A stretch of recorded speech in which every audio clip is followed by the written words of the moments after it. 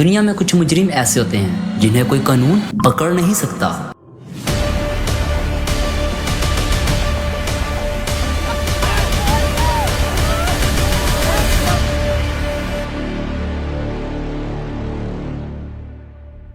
کیونکہ ان کا جرم سڑک پر نہیں گھر کی چار دیواری میں ہوتا ہے، اور ان کا ہتھیار خنجر نہیں بلکہ جذبات ہیں۔ باہر یہ مسیحا ہیں اور گھر میں عذاب، باہر یہ دین کے ٹھیکیدار ہیں اور گھر میں منافقت کے شاہکار۔ ہم بچپن سے سنتے ہیں گھر ایک سکون کی جگہ ہے، لیکن ان ہزاروں عورتوں اور بچوں سے پوچھئے جن کے لیے گھر قبرستان بن چکا ہے۔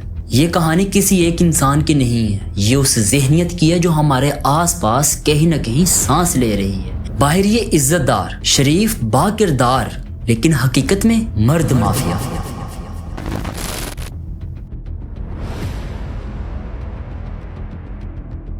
آپ سوچ رہے ہوں گے اگر یہ انسان اتنا ظالم ہے تو کوئی بولتا کیوں نہیں؟ یہی اس مافیا کی سب سے بڑی کامیابی ہے۔ یہ انسان کبھی اپنی غلطی مانتا ہی نہیں، بلکہ جب بھی اس پر سوال اٹھائے جائیں تو یہ فوراً مظلوم بن جاتا ہے۔ اچھا اٹھاؤ ہاتھ پہ، مار ہمیں۔ غور کیجئے، اس ٹیکنیک کو سائیکولوجی میں کوورٹ نارسیزم کہتے ہیں۔ اندر سے یہ لوگ ہٹلر ہیں اور باہر دین کا لبادہ اڑے ہیں۔ سائیکولوجی کی تو ٹرمینولوجی میں نے آپ کو بتا دی، لیکن اسلام ایسے لوگوں کو منافق کہتا ہے۔ وہ جانتا ہے اگر اس نے اپنی غلطی مان لی تو وہ اپنا کنٹرول کھو دے گا، اسی لیے وہ فوراً ایموشنل بلیک میلنگ شروع کرتا ہے۔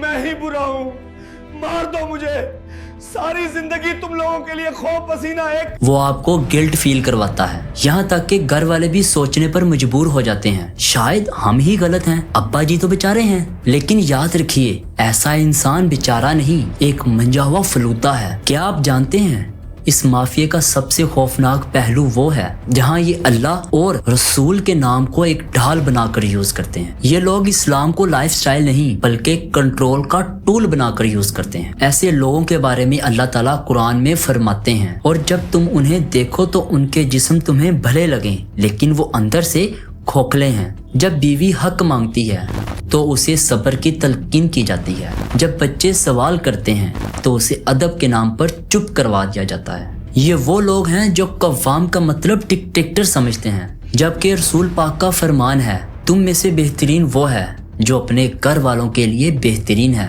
غور کیجئے نبی کی اس بات پر، نبی نے یہ نہیں کہا کہ مسجد میں پہلی صف پر کھڑے ہونے والا بہترین ہے، بلکہ کہا جو گھر والوں کے لیے بہترین ہے۔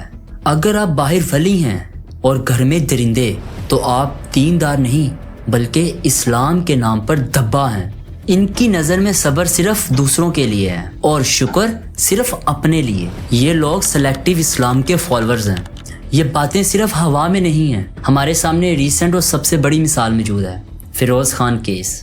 غور کریں اس منظر پر، ایک طرح وہ سکرین پر دین کا لبادہ اوڑے نظر آتے ہیں، لوگوں نے انہیں سر آنکھوں پر بٹھایا، انہیں پیر اور رول ماڈل بنایا۔ وہیں دوسری طرف گھر کے اندر سے چیخیں اور جسم پر نیل کے نشان نظر آئے۔ یہ جو فوٹوز آپ دیکھ رہے ہیں یہ کوئی اے آئی جنریٹڈ نہیں ہے، یہ ان کی ایکس وائف کی طرف سے انسٹاگرام سٹوری پر خود لگائی گئی ہیں۔ انہوں نے دنیا کو بتایا ان پر گھر میں کیا ظلم کیا گیا۔ یہاں مرد مافیا کا سب سے خوفناک پہلو سامنے آیا۔ جب ثبوت سامنے آئے تو بجائے ظلم کو برا کہنے کے ہزاروں لوگوں نے، جن میں عورتیں بھی شامل تھیں، فیروز خان کا ساتھ دیا۔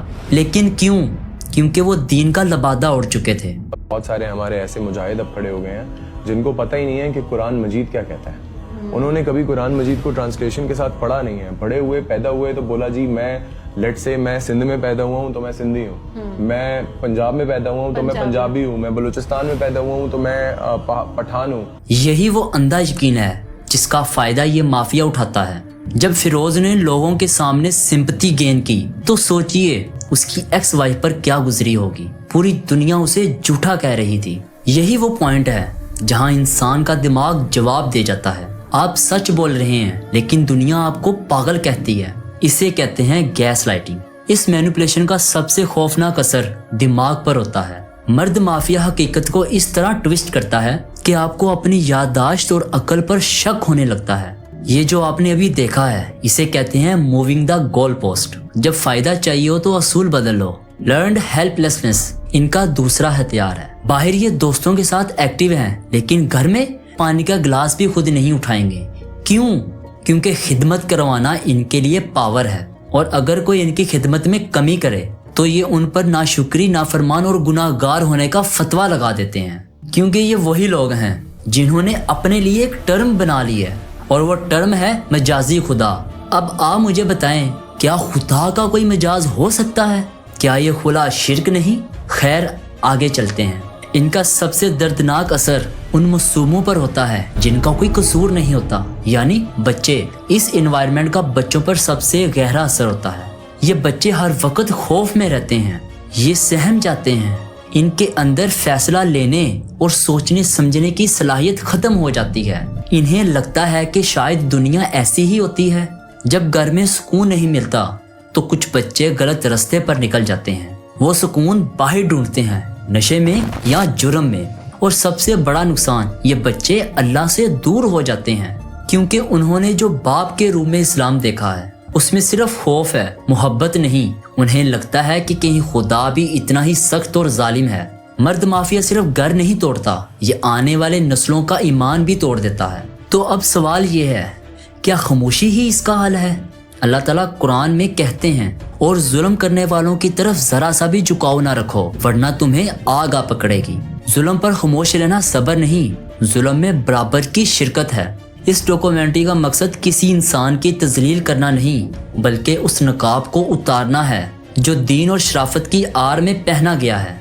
अगर आपके घर में या आपके खानदान में कोई ऐसा इंसान है तो डरिए नहीं, उसे पहचानिए, समझिए इस बात को। ये बेचारा नहीं, ये एक मैनिपुलेटर है। अपने हक के लिए बोलना सीखिए, क्योंकि इस्लाम कमजोरों का नहीं, बहादुरों का दीन है। इसी बात के साथ मुझे दें इजाजत, आपसे मुलाकात होगी किसी और डॉक्यूमेंट्री में, किसी और टॉपिक के साथ। तब तक के लिए अपना ख्याल रखें। अल्लाह हाफिज।